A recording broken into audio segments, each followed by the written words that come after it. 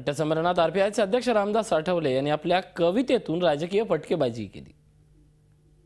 5 महिन्यानंतर आमचं सरकार येण्याची शक्यता आहे, त्यामुळे आमचं सरकार आलं की या ठिकाणी म्हणजे 5,000 किंवा 10,000 रुपये म्हणजे कमीत कमी 5,000 रुपये तरी महिन्याला त्या ठिकाणी अशा पद्धतीचं जे मानधन आहे ते मिळालं पाहिजे आणि या सगळ्या कलाकारांना जपलं पाहिजे। अनेक कलाकारांकडे दुर्लक्ष होतं।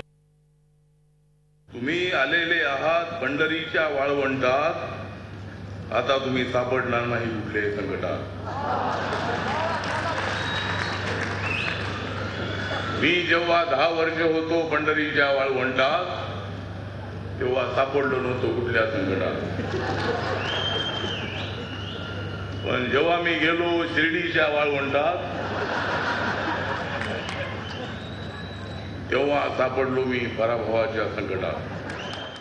झी 24 तास, एक पाऊल पुढे।